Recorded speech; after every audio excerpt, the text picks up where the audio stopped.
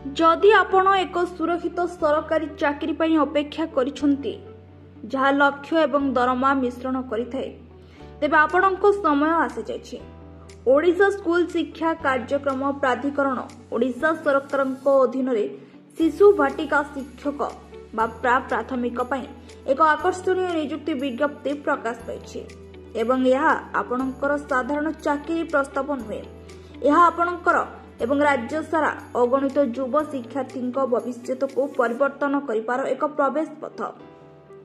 आपण कॉलेज रो सद्य पाठ सारी आछंती किंबा एक अधिक संतोषजनक कैरियर पथ को परिवर्तन करने को चाहूचंती कि एही सुजोग प्रत्येक क्षेत्र रे उपलब्ध।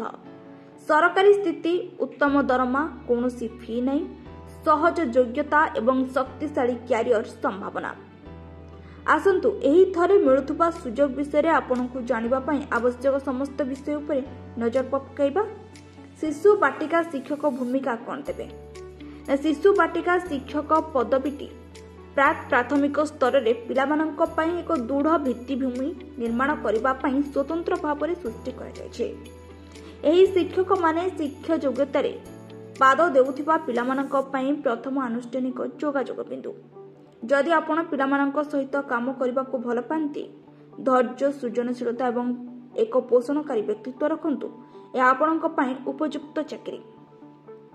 तेबे गवर्नमेंट जॉब स्टेटस कोन रहिছে थिरे आसन जानिबा। ना रेगुलर परमानेंट गवर्नमेंट पोजीशन रहिछि अंडर ओएसीपीए रे आ अट्रैक्टिव सैलरी मध्य रहिछि अप्रोक्सीमेटली कहय चले 20833 पर मंथ रे मिलिबो आ जॉब सिक्योरिटी फुल टाइम किंतु स्टेबल एम्प्लॉयमेंट रही एप्लिकेशन फी भी मध्य रही जीरो एप्लिकेशन फी कौन फी दबा को पड़ो ना। तेरे मल्टीपल वैकेंसी रही in case your change your placement मैंने जदि आप चाहिए निज एरिया रे मध्य निज प्लेसमेंट होम टाउन ट्राए करेंगे। एथिरे ऑल पुओ आउ झियो बोथ अप्लाई करेंगे। आउ पोस्ट रही शिशु वाटिका टीचर ऑर्गेनाइजेशन नेम रही ओडिशा स्कूल एजुकेशन आउ प्रोग्राम अथॉरिटी ओएसीपी अनुसार रही आउ जॉब टाइप रही गवर्नमेंट पोस्टिंग रही लोकेशन ना स्कूल अक्रॉस ओडिशा भितर ही रहइबो आपनकर आउ मंथली सैलरी आउ थरे रही 20833।